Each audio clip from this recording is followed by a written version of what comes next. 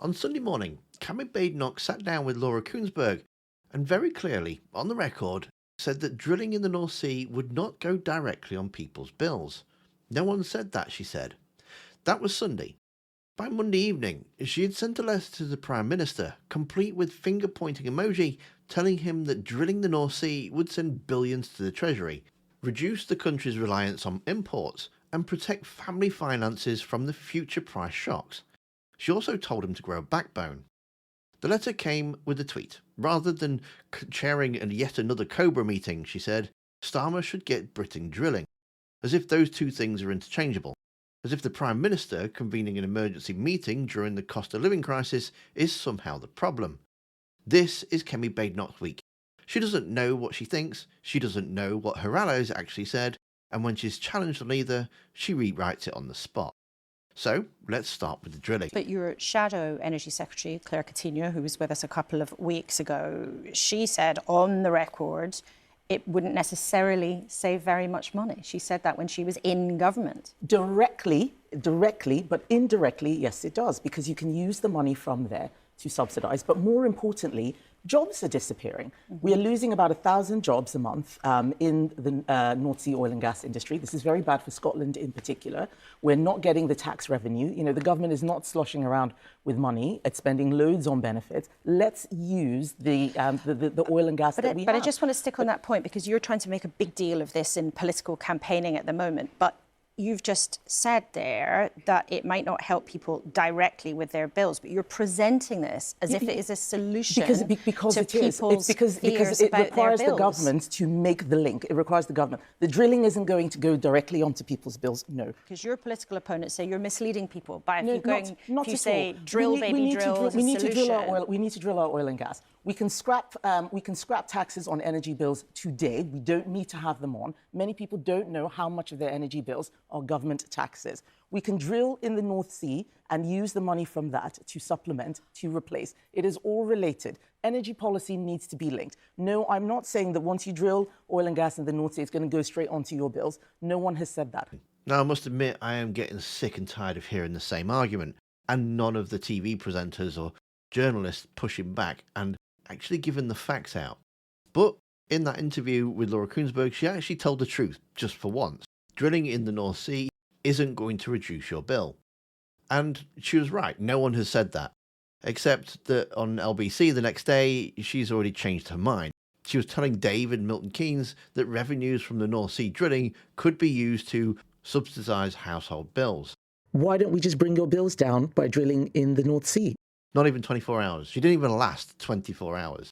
And the letter she sent to Starmer explicitly saying drilling will send billions to the Treasury in additional revenue and reduced import reliance, which she presents as the solution to the crisis people are facing right now. So on Sunday, we had drilling won't go onto your bills, no one said it would. Up to Monday, like a day later, here is my letter explaining how drilling will sort your bills. She did manage to stay consistent about one thing across both days, though. She blamed Ed Miliband. Norway's Labour government's drilling in the North Sea. Our guys are just sitting on their hands, doing nothing. Now, the Norway comparison is a favourite. What she doesn't mention is that Norway's model, the Sovereign Wealth Fund, significant state ownership of the industry, is the exact opposite of the market-led approach the Conservatives ran for 14 years. A caller on LBC actually made this point more clearly than most journalists have managed so far. Norway chose state involvement. The UK chose the market. BP will take its rig wherever the drilling is cheapest. And yet she has the audacity to blame Ed Miliband. It's the model that Kemi's party designed and defended for over a decade that's caused this problem. But look, drilling is just the warm-up act. Is there any expression of my faith in public life that you actually find acceptable? Thank you very much. This is a great question and allows me to explain quite a lot of what actually happened. We have no objection to people of any religion praying publicly. In fact, the people who've been hounded for praying publicly have often been Christians in various circumstances. The reason why Nick Timothy said what he did was for several reasons. The people who organized the event, Ramadan event, I think they're called, they are a highly controversial organization. Even Keir Starmer withdrew from an event organised by them. The presence of the mayor seemed to be an endorsement. The way that women were segregated, I don't think that's right. I think Nick Timothy, Kemi's deputy chair, posted this tweet, and this is what it said. Mass ritual prayer in public places an act of domination. The Adhan, the call to prayer, is, when heard in a public place, a declaration of domination. Perform these rituals in mosques if you wish, but they are not welcome in our public places. Last night was an act of domination and therefore division. He did not mention women. He did not mention gender segregation. He did not mention the charity that organised the event. He said prayer in a public is domination. That is what the tweet says. And here is how Kemi chose to defend it. Gender segregation in a mosque is very different from doing it in Trafalgar Square, a very, very public space, right opposite the National Gallery, St. Martin's in the Fields. Why should it be okay in a mosque? Well, I don't get involved in how people practice their religion within their religious institutions. But if you bring it into a public space, then that means people can comment. And sometimes people will say things that you don't like, but that is the risk of praying and doing things in public. Now, on LBC, a caller named Ali, a practicing British Muslim, pointed out exactly what I just pointed out. Timothy never mentioned women once. Yeah, so I don't think that is quite satisfying. She talks about, she criticizes... You can talk to Kemi directly. And she talks about gender segregation, but that... Yes, yeah, but that post, well, Timothy's original post, it said that mass prayer in public is an act of domination. He called the Adhan, the call of prayer itself, an act of domination. He didn't mention women once. He didn't even talk about the charity itself once. That defense came afterwards. There's a bit of a shifting goalpost here. Well, I'm giving my views and my reasons. Nick has written a lot about this, and he said a lot about this. I think that this is one of those things where we'll have to agree to disagree. And Kemi's response is just weak. It's weak and pathetic. I am giving my views and my reasons. It's not a defence. It's a pivot. She didn't want to defend what Timothy wrote. She defended something he didn't write. And when that was pointed out, she said that they'd have to agree to disagree. She was also asked directly whether Timothy's language had been a little clumsy, whether she had had a word with him. And her answer to that was, well, he's been very supportive of Nick.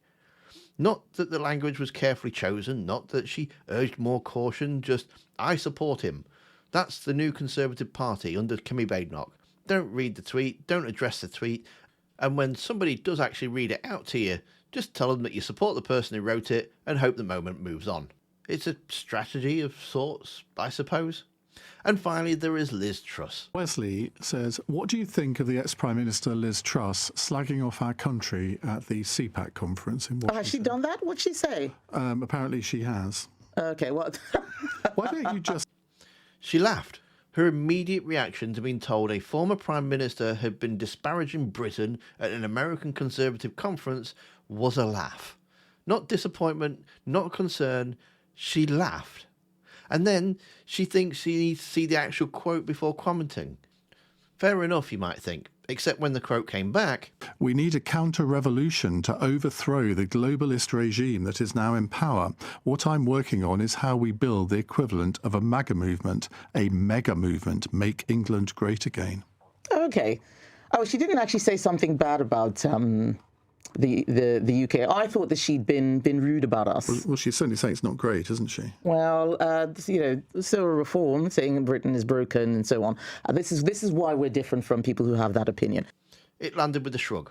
Not that bad. Reform say Britain is broken too. We think differently. And again, she moved on. Minutes earlier, she had said, and I'm not paraphrasing here, that no former Prime Minister, in fact no citizen in this country, should be slagging us off. And then the quote arrived, and her conclusion was to essentially, could be worse. Would she remove the whip? Well, Truss isn't an MP, so would she expel her from the party? There are rules and regulations for that. She doesn't arbitrarily just chuck people out. Good to know there is a process. This is the same leader who told us the Conservative Party under her is something new, that Nigel Farage had been doing a lot of my spring cleaning for her. But Liz Truss, who crashed the economy, cost mortgage rate holders, hundreds of thousands of pounds a month, and now is touring American conferences promising to overthrow globalist regimes, gets a shrug. There are procedures for that sort of thing, apparently. So that's the week. She told us drilling wouldn't go into bills, then wrote a letter saying it would. She defended a tweet by describing something the tweet didn't say. She laughed at a former PM embarrassing the country abroad, and then she couldn't quite summon the energy to care when the actual quote came in. She told Keir Starmer to grow a backbone. She actually might want to find one first.